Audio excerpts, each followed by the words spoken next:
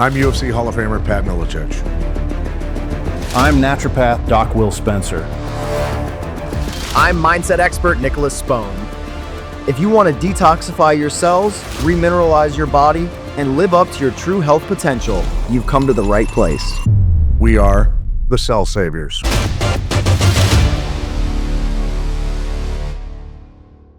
This is a video that I'm super excited to create. I'm here with UFC Hall of Famer, former world champion, and one of the greatest mixed martial arts coaches of all time, Pat Miletich, and Dr. Will Spencer, the soil to human health expert, naturopath. And my name's Nicholas Spohn. I'm a hypnotist, probably the best way I like to describe myself, but I was a professional fighter under Pat, a former college athlete. And today we're getting into athletic performance. So we're going to have a conversation about what it takes to be your best, most athletic self, and whether that's you play tennis or golf on the weekends, you want to play with your grandkids, you're going after a world title, you're lifting heavy weights, you're doing endurance ultra marathons. It's all sort of the same. And so we're going to talk about that, and who better to talk about that with than you two. So let's dive into athletic performance and what that means for most people. Yeah, I mean, athletic performance and recovery, but the way I've always seen it, certainly the past, I guess, at least decade, is immune function. My ability to perform at an extremely high level, no matter what sport it is that I'm in, comes down to a lot of immune function. It's certainly conditioning and toughening up, mentally, all of that. So you can't really separate the immune function from the athletic performance. If your machinery is operating properly, you will have immune function and high athletic performance, right? You can't have one without the other. So let's talk about, you two have had childhood issues, right? And you went to overcome health issues. Yeah. And you overcame them to win a world title. And I know that that's kind of set your path in life, as overcoming yours and helping others as well. So let's talk about, I guess, Pat, specifically, like briefly, your story, your childhood issues, how you overcame them and became a world champion. Yeah, severe respiratory illness my entire childhood, from black mold and certainly environmental chemicals, whether they were agriculture or whatever it was. But certainly spent a lot of time on the family farms in southern Iowa. And it made, in many ways, and I know that when I see children who are suffering from asthmas and a lot of other things, you can just see it, that they're not experiencing childhood the way it's supposed to be experienced, right? It's taken away a lot. I know kids that are runners and wrestlers, and they want to be better. They're working so hard, and they can't breathe correctly, and you can just hear it. You can just hear them struggling with their breath, and you know that there's solutions, right? There's solutions outside of synthetic chemical, attempts to address the symptoms. That's all. My observation, there's always a solution. So but share your story briefly, like what you struggle with, how you overcame it. Yeah, so not being able to breathe throughout my childhood and being frustrated, knowing that I was better, in many instances, crushing world-class athletes, guys that were very good wrestlers, things like that, for a period or a period and a half, and then falling apart endurance-wise, or just not being able or having the confidence, because I was always running out of gas, right? It destroys your confidence, and you're just not able to do and be who you know you can be. And so being tired of that and knowing that I wanted to be, as I left college, and I wanted to be great still in athletics. I wasn't done competing. Started doing martial arts, kickboxing, these sort of things. I wanted to win a world title, or at least, be the best I could. And so I knew that if I didn't figure out my breathing, it's one thing to lose at a basketball game because you're tired. It's another thing to lose a fight because you're tired. That's how you get hurt and sent to the hospital.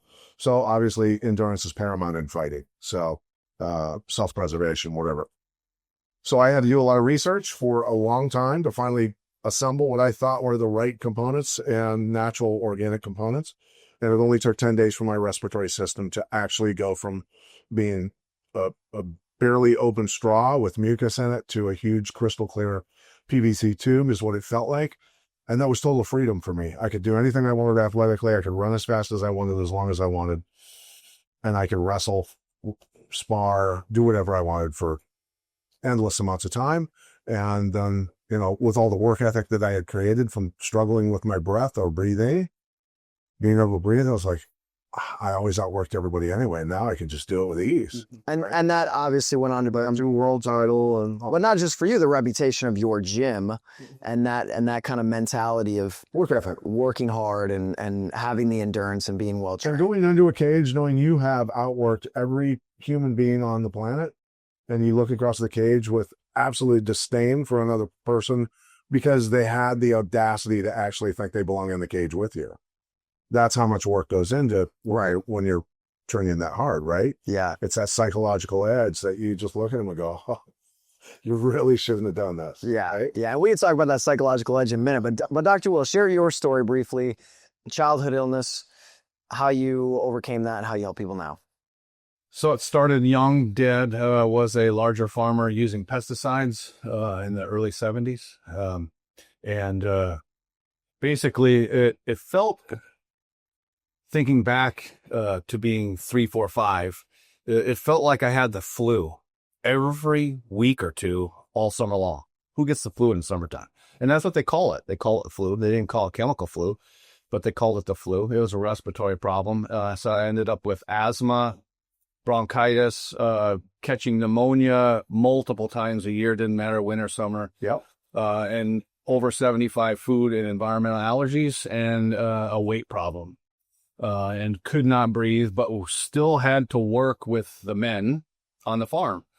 And so, being in the younger guy, I always ended up in the hay mow in July and August in Minnesota under a steel roof and absolutely struggling to breathe. I just like nightmarish type breathing. So, and then figuring it out was about 20 years old. A good friend of mine gave me a glass of herbal tea that was absolutely horrible smelling and tasting. But he said, I promise you, I see you struggling. Drink this. You'll breathe in no time, like you've never breathed before. Like, oh, fantastic. I just downed that glass of tea, herbal tea, wild crafted, and literally in 20 plus minutes, I took my first real breath. Like, what in the world was that? And haven't looked back since to natural medicine. So that was the simple short story. Well, we'll maybe have to tease out what was in that herbal tea and how, you know, people can get that or similar things. Oh, sure, absolutely. But I guess my story is I was always pretty athletic as a kid. Like I was pretty good at sports. I was a runner, a wrestler, soccer. You know, I had good endurance, and it wasn't really until after my time with you that I still was training like a maniac. I was coaching wrestling, lifting weights 4 days a week. I ran a marathon without really training for it. And you know, That's called gifting. Yeah, right. that's that intensity, like, you know, as a wrestler, like you work hard and it becomes a mindset and it becomes a way of life. And You run up against the wall every day well, this as is a wrestler. yeah, like if you're not pushing past your comfort zone to the point of wanting to collapse, like you're not working hard enough. And this is Right. this is the mindset. And so I ended up hitting a wall where you guys know I'm a hypnotist. Like I can program in a level of performance in myself or a state of mind in myself and go do the thing. I mean, that's what the marathon was about, was just envisioning it, stepping into that state and going and doing it. So I could do that. Oh, you know, I'm feeling run down. What is this? We don't need that. Let's step past that. And you can do that to a point, and then you guys know, like I just collapsed and had all kinds of issues. Once you've depleted the minerals and not putting them back in from the proper sources in the right form, it's disaster. It's disaster. So that's where I'm going now. So the body needs minerals in the proper form. It needs essential fatty acids. It needs to have the microorganisms for those things to function, and The vitality. and the vitality of the system, right? So I guess in some ways we all had it in different aspects, but let's talk about how does somebody recover that immune function and really perform optimally? What do they need to do? I would say this: it's if our goal is to not just be a weekend warrior, so, for instance, right? Or even that, in those cases, I have to, again, put the right fuel back into the body to fuel the cellular operations, the mitochondrial function, generation of energy, all of these things. But like you said, the microorganisms, the nutrients, all of these components for the rebuild process, the recovery process, not just the operations at a high level, cellular operations, and again, having the energy and the explosiveness and whatever it is that you're doing, but the recovery for the rebuild at a fast rate to be able to come right back. But the sleep's got to be there, right? The mental focus has got to be there. The environment has got to be there. All of these things come together with the nutrients and the biology and everything that you've got to be putting into the machine, so to speak, right? It's the maintenance as well. So let's talk about, we have other videos on the optimal human diet, but for athletic performance, it may vary based on your goals. But what are the odds that those nutrients, trace minerals, are in the food in the grocery cart from the store, right? Like if we're missing trace minerals, are they in our food? And how do we get those? Well, that's the thing that when I teach a seminar, I like to ask people to help them understand. This is not just learning how to defend yourself or learning how to be a fighter or a better law enforcement officer or soldier or any of that stuff. There's also the components of where are the 90 essential nutrients supposed to come from? And I ask them, their food. Where did your food come from? The soil. Well, so the nutrients are supposed to be in the soil to create the Himalayan foothills, where it talks about Dr. Joe Wallach, I believe, in his book 30 years ago that I read, that men in their 90s can still produce children in the Himalayan foothills because the nutrients are so rich coming out of the soil. So that's a major problem. That's a major problem in America. We've depleted the nutrients, and people think that by going to a grocery store and buying a vitamin mineral bottle off of the synthetic vitamin and rock dust mineral, as Will calls it, it's not going to help you. It's going to actually be a detriment, right? So Dr. Will, let's talk about that. Let's talk about, as athletes, we know, we need magnesium and we need certain electrolytes and we need calcium. And so people may listen to a podcast and then they're like, oh, I need this supplement. Buy some calcium. Yeah, I need this supplement. Let me go buy it. And they don't understand that there's so many different forms. They're not taken in the proper balance. They may not be bioavailable to them. So how do people get those trace minerals into their, I guess, let's talk first about the issues with going to a grocery store and buying a single supplement or off the counter. What are some of the side effects of that?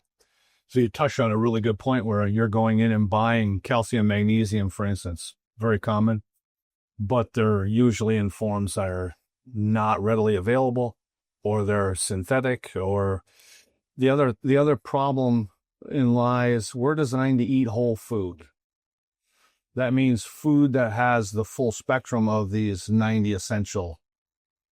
Okay, that's the way we're designed by nature. The supplement I should say, the supplement industry is wanting to sell you things that are not in a whole food broad spectrum form. So the industry in and of itself is failing us that way. Because when you just take a calcium magnesium product, for instance, I'll use that as an example, you're causing a deficiency of, let's say, zinc, copper, and manganese, because you're just putting these two elements in, or three, into your body, but you need a minimum of 15 other minerals to support those two. So you're actually causing a further imbalance somewhere else by just dousing basically with just those couple minerals. So this is where I'm advocate for a whole broad spectrum, a whole plethora of nutrients that's available in one capsule or one form. Then the body can figure out what it needs and when it needs it and how it needs it. And so that's the whole food side of this. This is why I don't really support taking supplements in an isolated form like that. You take a calcium and you take a magnesium and you mix them up, put them in a capsule, and you're taking that because you're going to cause problems. And I heard you say this to someone. They said, can I take this with, we're talking about one of the cell saver supplements. And they said, can I take this with food? Do you remember what your response was? You said, this is food. Yeah. It's supposed to be in the This is what's, this is what the food is. The cell saver products, elements that are in those bottles should be in the food chain, but it's not. All right. So let's talk about diet. For athletes specifically, I know there's carnivores a big thing, and there's vegetarians and vegans, and everybody swears by their own thing. And we have another video on the optimum human diet. But for athletes, I guess, Pat, when you were winning a world title, what were you eating? And looking back, maybe what would you have done differently? For the most part, I made a mistake early on in my kickboxing career, and I won this particular fight. I did quite well in kickboxing, but it was a horrible experience. And so I ate rice, and I can't remember what else, some protein form, the day of my fight for lunch. And I got a massive insulin dump and exhaustion, and it was so hard to get through the fight. I just had no energy whatsoever. And something that I learned a hard lesson on was that I lived on boiled chicken and steak, grilled chicken, things like that, and basic fundamental vegetables and fruit. And that was the vast majority of everything that I was eating. And there was no reason that I should have eaten white rice the day of a fight because of the situation that and he'll go off on me anyway about white rice and the way it's grown and how bad it really is these days anyway. But nonetheless, eating as close to the organic forms of the proteins and the vegetables and the fruits. If I were a caveman, what would I eat? I would eat what I could hunt and kill and what I could dig up out of the ground or pick off of trees and bushes. That's the way we're supposed to eat, right? So, I think the Whole30 diet is kind of a popular diet of just eating whole foods for 30 days and no grains, no dairy, none of these things. And so I think I've definitely felt the best removing any processed foods from my diet. Sure. Modern dairy for sure. I know there's a lot. We can go down pasteurization. We can go down that road later, absolutely. But I remember, as a wrestler or a fighter, you burn so many calories in a practice that training, we train hard, sometimes twice a day. Well, and the expenditure, if you think about it and remember, the expenditure of caloric, the dump and the energy used, you would lose 10 pounds of water in one workout. Easy. Come out 10, 12 pounds lighter after an intense 2-hour practice. That's a massive amount of energy being expended, right? And burning a lot of minerals and, the elements that we're using up in our bodies. Yeah. So the odds of those college athletes, even, professional athletes that are working hard, the odds they're getting all of the things they need from their diet. Impossible these days. It's low. And I think that's why, we get so hungry and we just keep consuming because our food is nutrient deficient. So your body just thinks more food is going to put it back in, but and now on top of that, you have to remember too, when I figured out and when Will was blessed with his situation of getting over the respiratory illness, and the nutrients in some of the things that we were ingesting were there because they weren't grown with synthetic chemicals to begin with at that time 40 years ago, right? Now we're at 95% of all of our food, including the berries you eat and the fruit you eat and the vegetables you eat that come out of the grocery store where you think it's, great for you. Well, it's been grown with synthetic chemicals, and the ability for it to assist you has been depleted so severely because of that, right? Right. So, Dr. Will, let's talk about another popular topic, which is electrolytes. And how are those different than minerals? What are, I guess, these the popular brands like LMNT or Liquid IV that have these electrolytes? What are they missing, I guess? So let's get into some issues with electrolytes, specifically around athletic performance. So the electrolytes that are easily to go by right now, like you had mentioned some of those names, there's basically 3 highly processed minerals that they put in there that are deemed electrolytes because of their name, basically. Highly insufficient for overall health. I say they're toxic because they're truly not in a natural sea salt form harvested from the environment. They're manufactured in put together, not natural at all. They're labeled electrolytes. There's usually 3 or 4 only.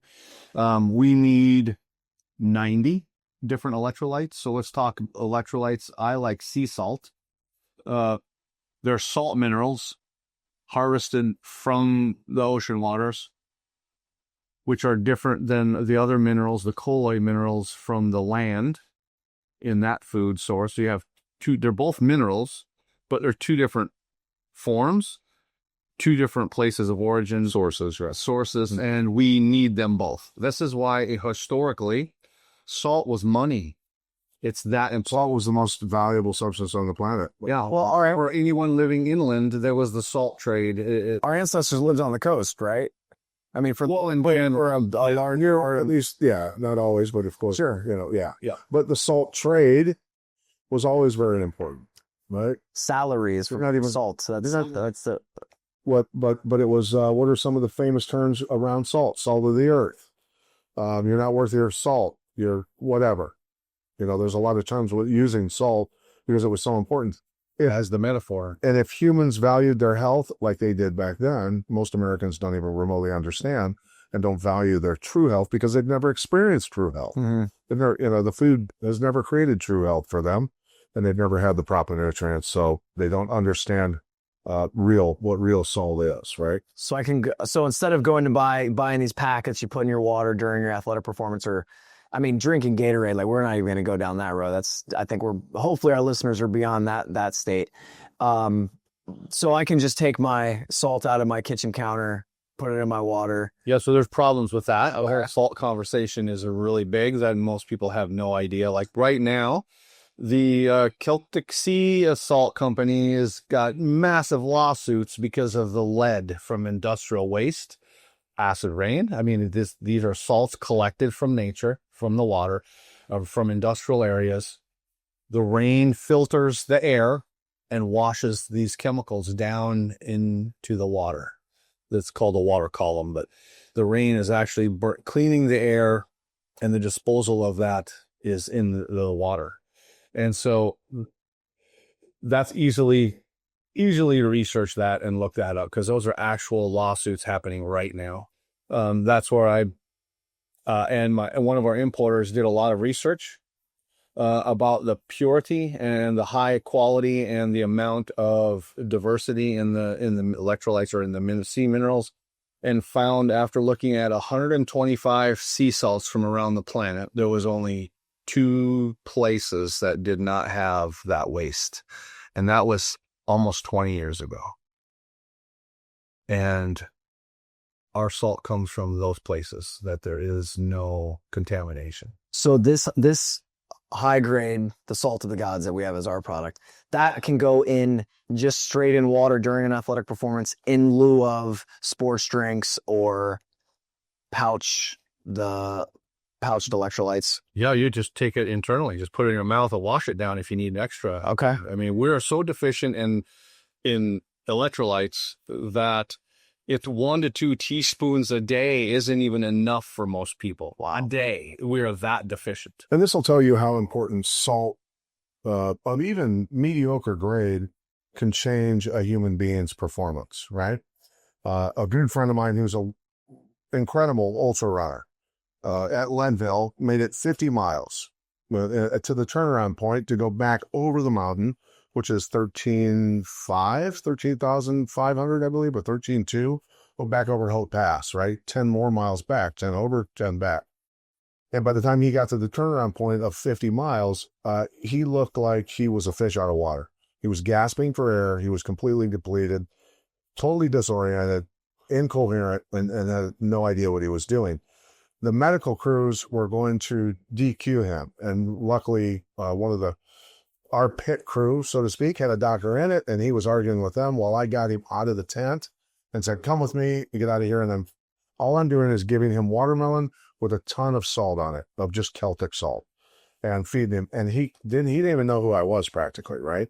And I told the pacer, where you get a pacer that takes you back at the 50-mile point is when you get to have company, so to speak, right? In a 100-mile race. I said to his pacer, I said, Jeremy, get him out of here or he's just not going to be able to do it. And I didn't think he was even going to make it over the mountain, back to the 60-mile point, right? That night we're waiting, and I sent a guy that looked like he was going to die. And we were sitting in the pitch black back over in Twin Lakes, Colorado, waiting for him to come back and to see if he was going to make it. And they were running out of it. He was going to miss the cutoff time. And all of a sudden, he comes into town. I watch him run into town at night, and his name's John Byrne, great guy. Comes into town, sits down, says, hey, I need these socks, I need these shoes, I need this water. He's totally alert, and he's going. And I go, John. And he looks at me, and I go, you're back. And he goes, oh, I'm back. It was the most incredible turnaround I'd ever seen in athletics. Just the salt alone, and a little bit of liquid changed him completely. Yeah, and when I look back to my career, knowing what I know now, and I think you did things probably a little better than me, but boy, would I have done things differently, right? Whole foods, nothing processed. Weight cutting, I would have done so much differently. Yeah. I would have had these salt as electrolytes, taken mineral supplements, and to be honest, I would have worked out much smarter as opposed to harder. And I think, we talk about this watching college wrestlers, and we can kind of tell in a lot of them at the end of the season, like They're beat up, they're injured, they're just overtrained. Yeah. And wrestling is such a high skill, and MMA, such a high skill sport. You need tons of repetition. Mm-hmm. And in order to get that amount of repetition, you have to have time on task. But if you're going balls to the wall all the time, you're running down the body and you're not getting the injury reps that you need, right? Yeah. And so I think that recovery time, which as wrestlers, we don't ever say like, oh, the best recovered is the one that's going to win. We say the hardest working, right? And so I think recovery is as important. Sure. Because that's when everything rebuilds. And, I think if you really, I remember after season, I would take a week off of working out, and I would get so much more muscular. They're strong. In a week, I'd be like, what is happening here? Yeah. Just as I recover. Well, and the ultra runners were people that, having trained with them, coming from the mindset of always work. And a good friend of mine, Mark Hansen, during my fight career and his fight career, he fought for quite a while until he just decided to focus on his work. He said, dude, you're overtraining all the time. And I said, what is overtraining, Mark? Tell me what overtraining is.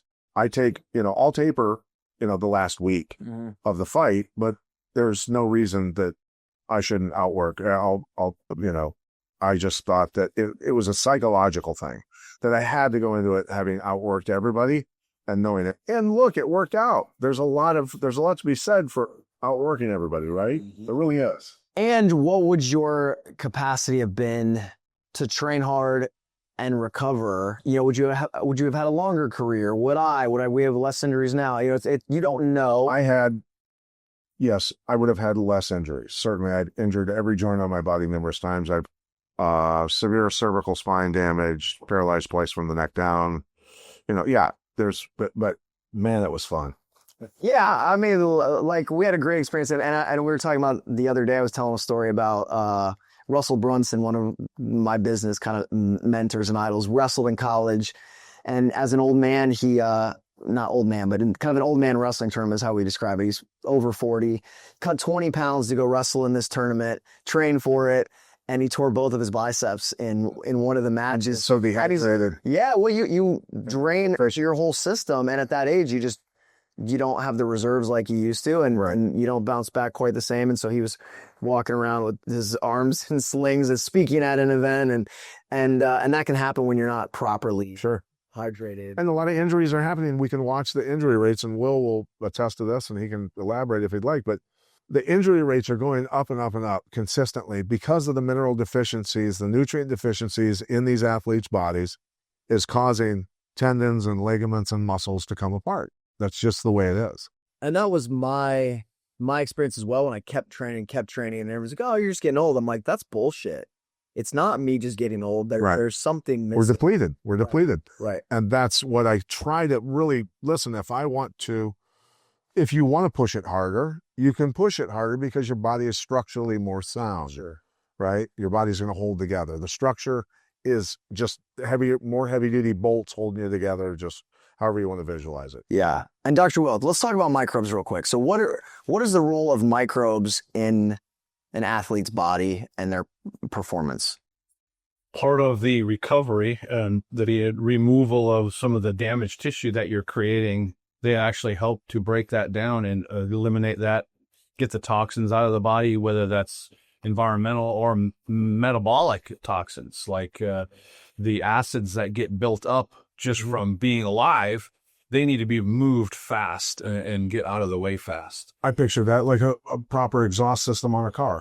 Yes. Get it out. Yep. Right. They help clean that out. And also on the immune side, they're there to keep the balance. So there's no infections, because that really happens, especially in the rebuild time when you're resting. Then if you have an imbalance in your microbial population, that's when infections start popping up. And then the next goal at it, the next set of heart training, then you really diminish fast after that point, because you're creating more metabolic waste and vitality is going down. And so it's all about that balance. And what he's saying right now, it dawns on us, right? That how many people did we know, or even ourselves at times during our careers, because we pushed it so hard, where our immune system was beat up, we were drained, and we would feel like we would get sick, right? When you tax your body that heavily. And we push through it and still perform better than most people, because that's what you do. You know, it's such a mental thing. But yeah, absolutely. So you run low on these salt mineral electrolytes. You run low on the 77 colloid minerals. And as you overtrain and get run down, the micro populations get out of balance, and you get exposed to more toxins in your environment. Immune function goes down, and I think we all hit that at different points in our lives and experience that. And I think that's what most people experience on a daily basis. And then your joints hurt, and then your mood's bad. Injuries, illness, fatigue, mental fog, it's all the same thing. It's all performance. Somebody, again, the grandmother that just wants to play in the yard with the grandkids, or the guy that wants to run an ultra marathon. Yeah, absolutely. Absolutely. So, all right, let's go real quick into, because this is what I love now, is the mindset. And I didn't have this at the level the understanding I do now when I was in high school, college, or training with you and this is what I do on the side as a hypnotist, is creating in your mind such a clear mental image of who you are as a performer, right? Like stepping into that identity, rehearsing every part of your technique, your performance, even rehearsing hitting tough points and getting through them. And so, Pat, let's talk about the role of the identity you create for yourself and mental rehearsal in your winning a world title. Massive amounts of staying awake at night, visualization, in the pitch black, of course, laying in my bed on my back, just running through, again, what you just talked about, smelling the blood, that distinct smell of blood, the popcorn. I could smell the beer in the crowd. I could hear the crowd. I could see the lights, the colors, the sweat. I could smell the sweat. I mean, you can duplicate, truly bring about situations too, where you're in a corner, proverbial and literal corner, in a situation where you're about to get finished by somebody, and you figure out a way out of it, and you can hear the crowd roar. You can, all these things, right? So you can do these things, and it's uncanny. It's uncanny how it can happen, because I remember when I fought Shoney Carter for the first time, who was a national champion Greco wrestler, and I had a double underhooks on him, and I was getting ready to throw him, and I cut the angle to block a leg and hit him with the throw. And next thing I knew, I was airborne. My legs were straight up in the air and I was flying. And literally in that time, slow motion, it felt like to me. Of course, I don't know how long it took me to go from here to here. Not very long. But I had a conversation with myself while I was in midair saying, you're an idiot. You went upper body with a Greco national champion. Here you are in the air. And so I landed, and then I was, for a second, lost my focus because I'd never been there before. I never got hit with a huge throw in a fight. And so I'm just like, oh my goodness, this is really bad. I'm in a unique position, headlock. And then I punched him in the head, and his head bounced off my eye, and I heard my eye split. So now not only did I get thrown on my back, I just got a gash over my eye. And I thought, okay, listen, you know how to get out of a headlock really easy. So I got out of the headlock, and because I had gone through it so many times, not only in my mind, but in practice, and it was just a matter of going, slow down, let's get out of this. And I got out of it, and then, won the fight, of course. But that's the mental focus that you have to have. And in the most chaotic moments of a situation of massive violence exploding around you or whatever it is, that's when things go calm for you, right? And having that mental clarity. But the composure isn't the default setting of the human nervous system. You have to train that in through massive mental rehearsal. And one of the first ways that like really stuck with me is I had read the book Psycho-Cybernetics. And I know we've talked about that, but it's one of my favorite books for mental rehearsal and creating a new identity. And I started using those techniques before I was even a hypnotist on the wrestlers I was coaching. And we had 2 guys in the state finals, and I had them rehearse their matches, their state finals matches, going several ways. And one of them was to come from behind and win. And we rehearsed that exactly, like keeping your composure, knowing you were going to win the entire time, no matter how far down you were, and systematically working your way back. And of course, they go out and wrestle. In the first match, he's down 3-1 with 40 seconds left in the third, and hits his move, puts a guy in the back, wins the state tournament. And it was because he kept that composure, visualized it, imagined it. And that's what I did running the marathon. I just imagined how it was going to go. I kept saying certain things to myself. I used to sing songs to myself, and the pace group I was with as well. And the guys I was running with they were like, wow, I feel incredible today, because I was just literally programming them and giving them suggestions, singing songs. While you were programming yourself. Yeah. Well, I was like, I'm going to, no matter how bad I feel, I'm going to keep a smile on my face. I'm not going to like wear this grimace on my face, because that communicates with your nervous system. Anyway, I mentally rehearsed it all. And that's such a big part of any athletic performance, whether you're playing tennis with your old ladies group or you're golfing with your friends, having a really clear vision for who you are in that setting. So, yeah, 100%. And I know you did that with all of your athletes as well. So, all right, so let's summarize real quick. Athletic performance, this has been a little bit of a long video. So minerals, colloid minerals, 77 in the proper form. Salt minerals, electrolytes that are naturally occurring, not synthetically made. Whole foods as often as possible. I know we'll go down that road a little bit more in other videos. Rest and recovery is important. The idea, the image that you have of yourself as a performer, and mentally rehearsing that, and the microorganisms that are going to get rid of the waste in our system, keeping them in proper balance. Am I missing anything? I think you're doing a really good job of encapsulating all of this. And the microorganisms, though, as well, I mean, those are monitoring not just gut health, but those are systemic. They do go systemic. They don't necessarily go into the cell, but they monitor between the cells. They're looking, like, again, sharks cruising the waters, looking for toxic substances to ingest, convert into something beneficial before, by chance, if it's going into the cell or not, right? So that's super important for that. So let's talk about, I guess, the Cell Saviors products, because I have some of it right here, and this is the fulvic acid, and you took the capsules and dumped them into the water. Yeah, I use it. Yeah, which you can't really. Yeah, absolutely. The first time I took this, when I just started, I remember I called you and I had ran some 5-minute mile without training for it. I was just like, but you had never run a sub 5-minute mile. I never really tried. Yeah, I hadn't. And I took this, and even drinking this now, I was thinking earlier in this video, like, I feel electricity moving through my hands. And I don't know that everyone feels that, but when I have this, it's like, I've had numerous people say that to me over the years. Like, energy is just like, they feel the electrical charge, because this is one of the, if not the most powerful electrolyte on the planet, along with the sea minerals.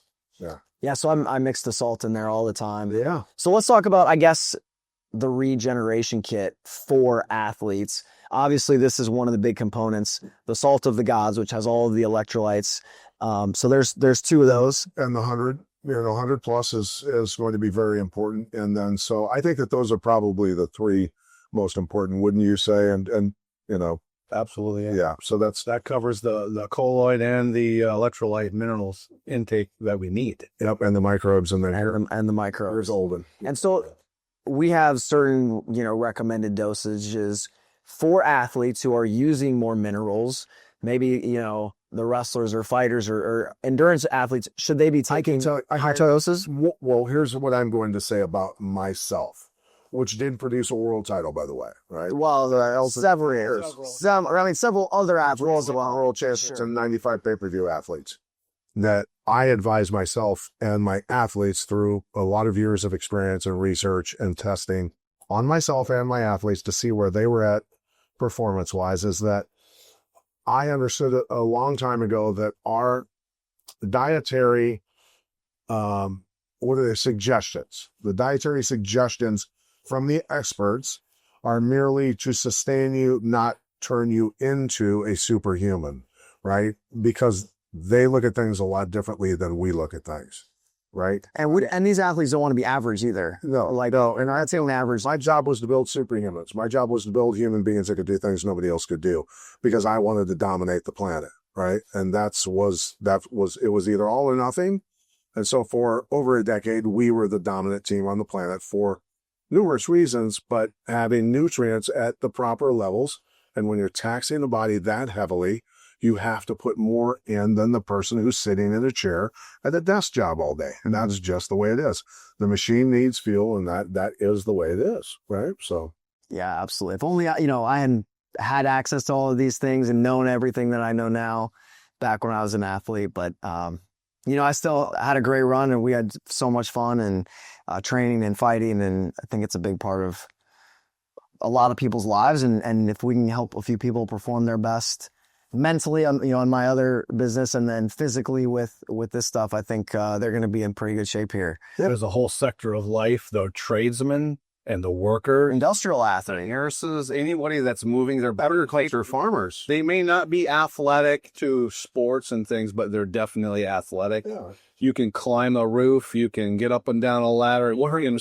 Endurance-wise, longer hours on your feet. This is definitely, with these products, Yeah. you're going to have fuel that's going to last you all day for working. Energy levels. Yeah. Yes. Yeah. Excellent. Love it. Well, thanks, gentlemen, for the conversation. And I would encourage everyone that's an athlete to try these products and see the difference. Money back guarantee is the thing for athletic performance. If you aren't going to, or you don't, if you use it as we tell you to, and you don't see an increase in your endurance and better recovery, then we'll give you money back. So that sounds pretty promising. And I think we're all pretty confident that's what's going to happen from personal experience. Sure. Yeah. You hear that? Money back guarantee. Thank you for listening to the Cell Saviors podcast. To learn more about the Cell Saviors mission, or to buy the minerals and probiotics your body needs to thrive, visit cellsaviors.org. This content is for educational and entertainment purposes only and is not intended to diagnose, treat, cure, or prevent any disease. Always consult a qualified healthcare provider before making health decisions.